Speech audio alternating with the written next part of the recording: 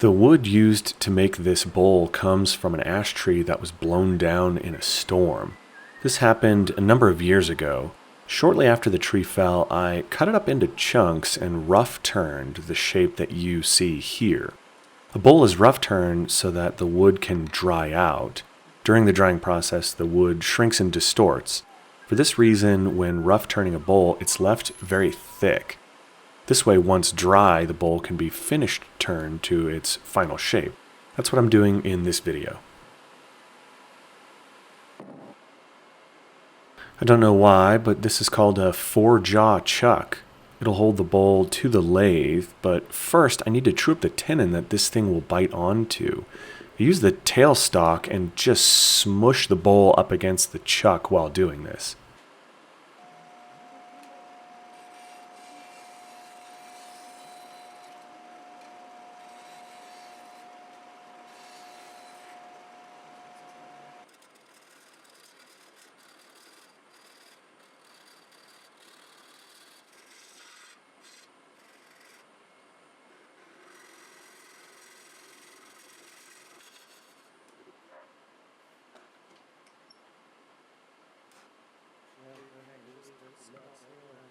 After truing up the tenon, I found out that it was a little too small for the chuck.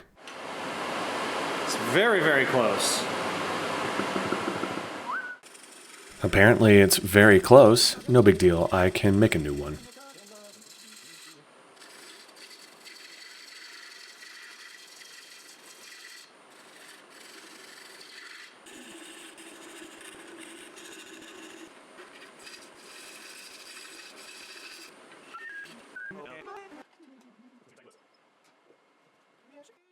Problem solved, new tenon formed, and the nubbin is easy enough to knock off.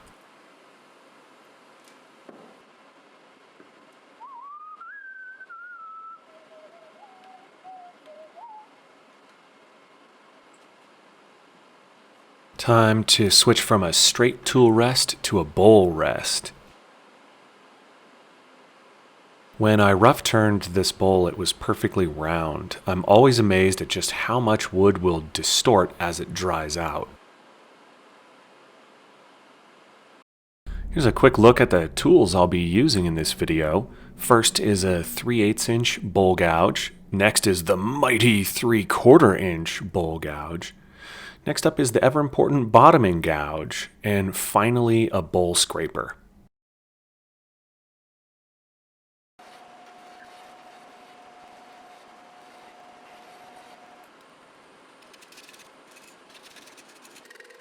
The first few cuts are always challenging. Since the bowl is only held on with the chuck, I need to take light cuts.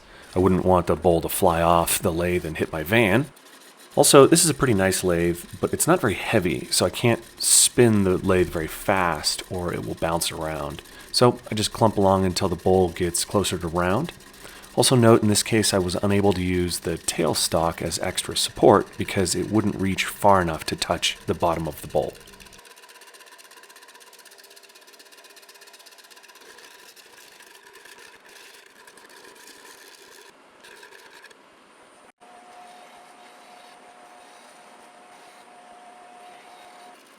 Once I get closer to round, I like to switch to this type of cut. I like it because it ejects the chips away from me, which is nice. I keep at it until I have achieved roundness.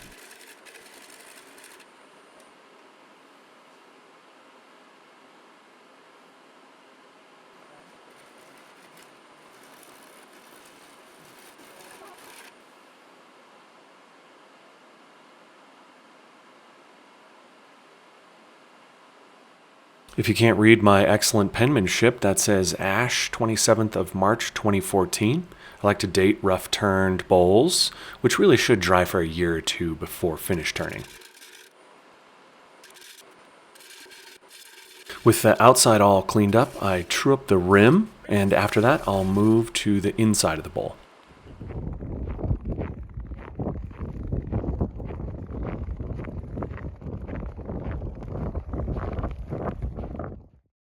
The proper way to shape the inside of a bowl is to use the bevel of the gouge as a guide. So while the cutting is taking place at the very tip, The bevel is rubbing against the area that has just been cut. Wood turners call this riding the bevel. The point of contact really helps give control to the cut. When done properly, it allows for nicely shaped curves that are totally controlled by simply sweeping the handle behind you while feeding the cut forward. Please note I said when done properly. This is way easier said than done. I think the concept is easy to understand and it's easy enough to get started doing it, but to get good at it is very difficult. If I were to grade my own abilities, I would say solid D. So passable, but not very good. But fear not, if you're bad at turning like me, it's not really a big deal. Nice projects just mean more time and more sanding.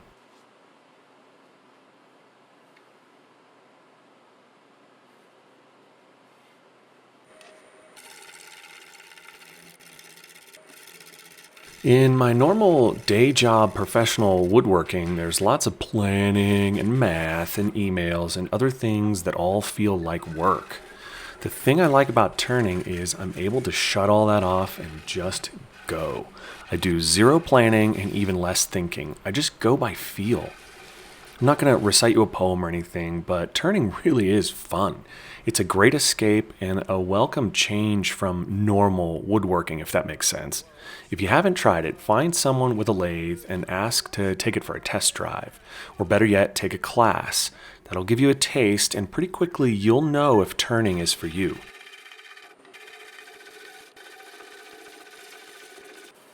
I like to carve under the rim a little. This provides an area for your thumb to grab onto, which for a large bowl like this is welcomed when passing it across the table. I just adjust this until it feels nice to the touch.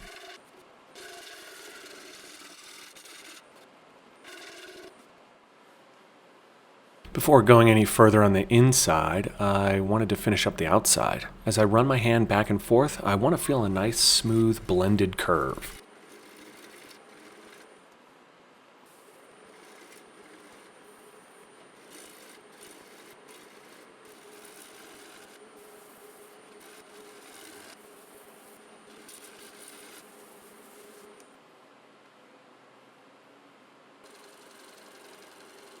As the bowl spins around, the cut switches from edge grain to end grain twice per rotation.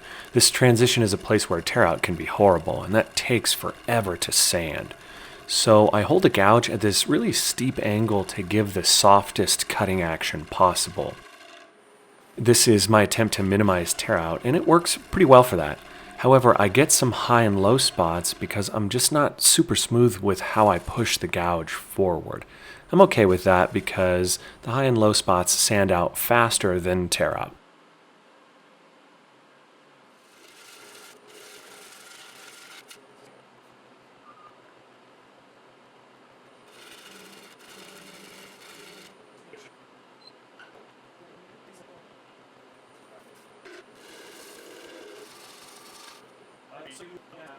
I've gone as far as I can with the bowl gouge. Now it's time to switch up to the bottoming gouge, and I don't know why it's called that, but it does cut the bottom of a bowl really nicely.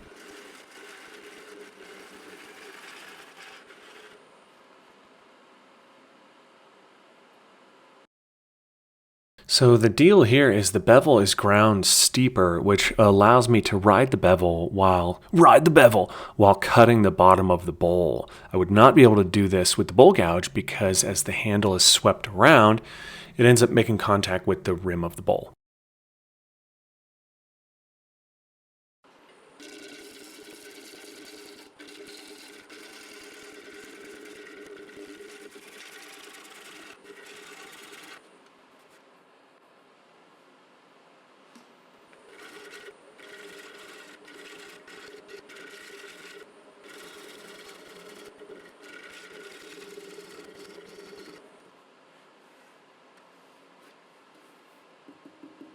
Once close, I find it easier to refine the bottom with a scraper.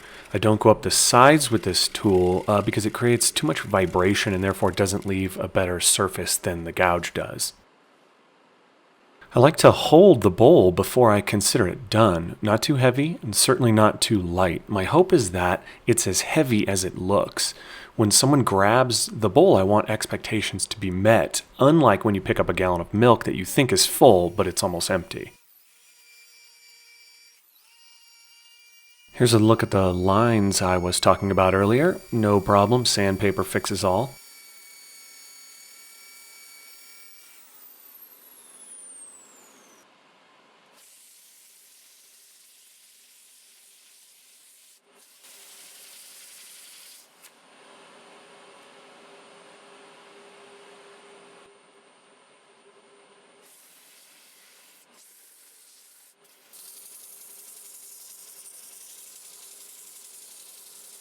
I use a mix of handheld sandpaper and a drill. I use the drill with the lathe on and off. End grain sands slower than edge grain, so often I'll shut the lathe off and do some spot sanding on the end grained areas.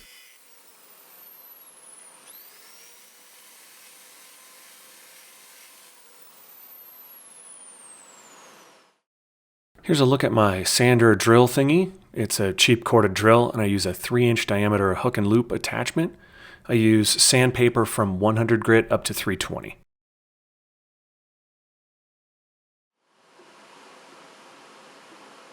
At this point, the bowl is really close to being done with the exception of the bottom. Being that this bowl is a monoped, I want to make sure its foot is really nice. So I flip the bowl around and use a vacuum chuck to hold the bowl while I turn the foot.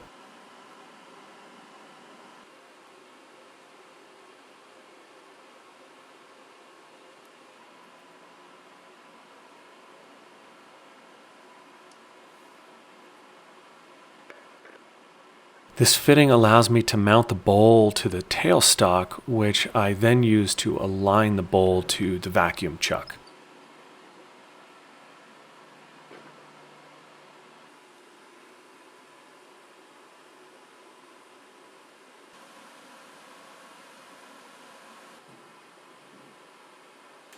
With everything in place, I fire up the vacuum pump and remove the chuck from the bowl.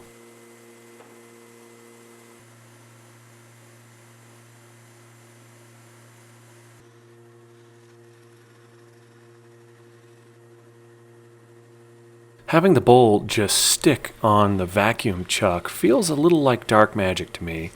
I take light cuts because I'm not interested in finding out exactly how much holding power it has. I use a stick to make sure the center portion of the foot is recessed a little bit.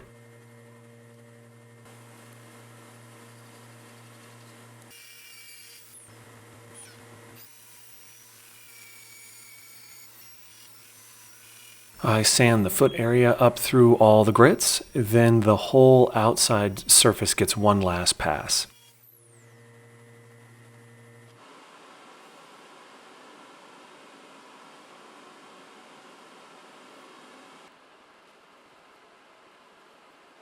The finish I'm using is walnut oil. Flood it on, wipe it off, couldn't be easier. Probably end up doing 2 or 3 coats just to make sure the bowl is totally saturated.